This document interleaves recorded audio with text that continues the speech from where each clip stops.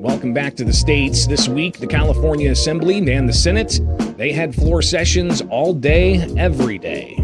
That's because the deadline for committees to vote on bills had passed. Now, one bill that passed this week was a Democrat-led one that protects the information of workers who work for or volunteer for immigration services organizations, which Republican lawmakers named the Stop Nick Shirley Act. That bill passed over the objections of Republicans in the Senate Tuesday.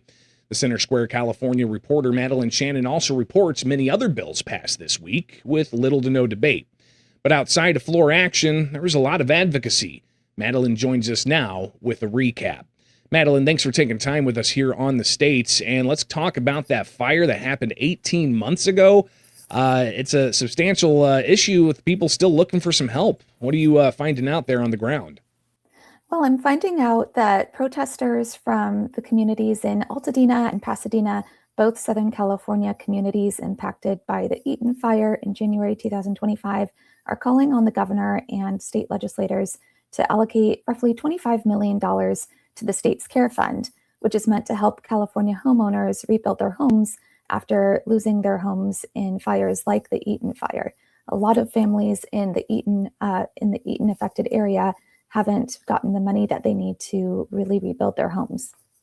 So we're talking 18 months have gone by, and has there been much given this point, or is this going to be, the initial funds that are released? Well, some families have gotten some state funds. Others who had homeowners insurance policies have been able to get enough from their policies to properly rebuild their homes, but that's only roughly 155 people in the Altadena, Pasadena area. Others still are paying mortgages on completely burned down lots while also paying rent in apartments to keep a roof over their families' heads. That's a lot of money going out for these families, so they're not able to afford to rebuild their homes. So they're asking for more help from the state. It's pretty remarkable, and they've got a deadline coming up here for the legislature to act, Madeline. You guys are only in session until what, the 27th of this month? Yes, I think they are adjourning for the rest of the year next Thursday, maybe next Friday, depending on how much they're able to finish next week. But it looks like we're looking at all-day floor sessions in the Assembly and the Senate all day next week as well. So it'll be much like this week went.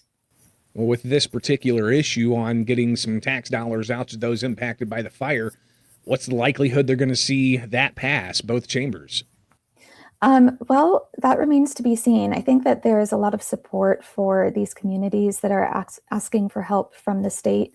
But we'll see, given the fact that California is in a bit of a budget crisis, we'll see just how much money some of these families actually get from the state legislature. Of course, while the legislature's conducting business on the floor, there's a lot of advocates, I'm sure, outside with a host of different issues that they're tackling. Another issue that you followed this week is survivors of childhood sexual assault. They're having their voice heard as well. What'd you find out?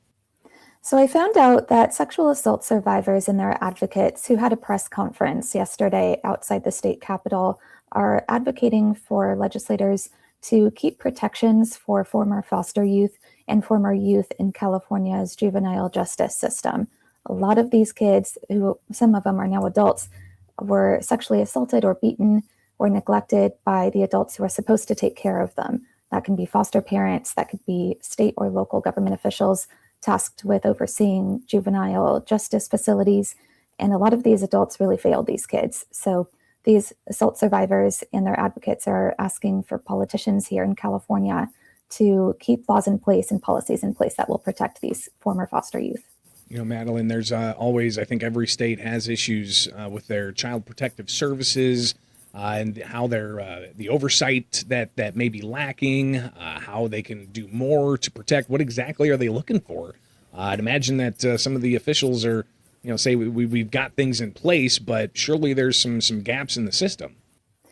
Right. Well, a couple of the proposals that were put forward in the press conference yesterday are to avoid curbing the amount of money that former foster youth can get from legal settlements when they bring a lawsuit against their abusers or against government agencies that failed to protect them from abuse.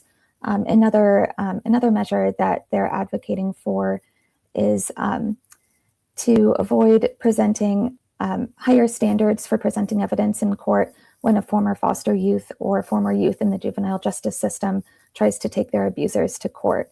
Those are just a couple of the measures that sexual assault survivors and their advocates want to see, that they want their legislators to avoid taking just to protect these former foster youth who are coming out of the foster system and juvenile justice system. And again, they've got about a week to see some of these things advance there at the California State House. Something else you covered this week is California legislators talking to the Center Square about the impacts of a new federal rule concerning gender-affirming care for transgender youth.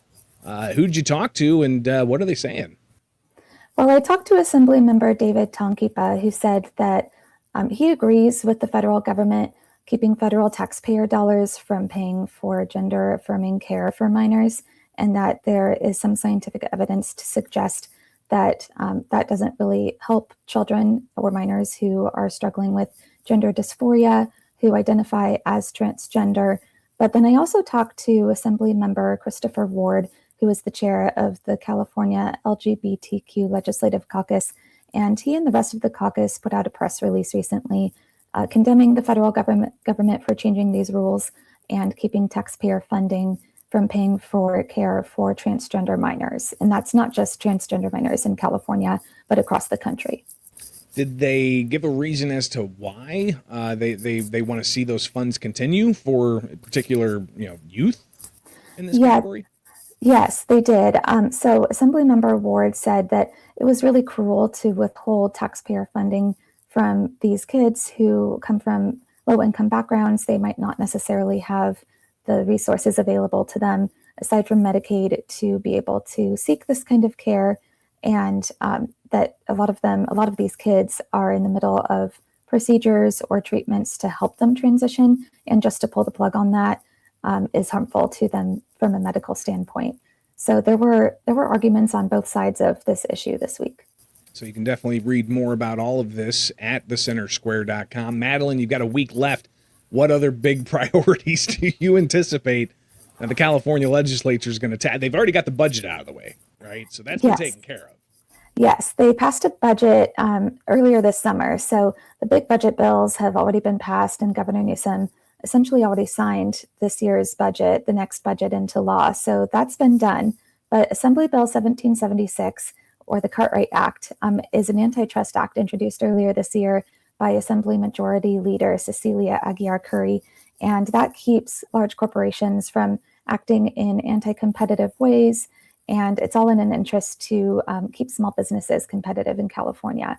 That has not passed the legislature yet, but it is advancing, and I do expect that is a bill that they're going to vote on in the next week. So that's just one big bill, but they've got a week left. Anything that you anticipate might kind of go underneath the radar that Californians need to be paying close attention to? Well, one bill that already failed, it didn't advance out of an appropriations committee in recent weeks, was an animal aesthetics bill. It would have kept those who want to genetically engineer animals for aesthetic purposes from doing just that.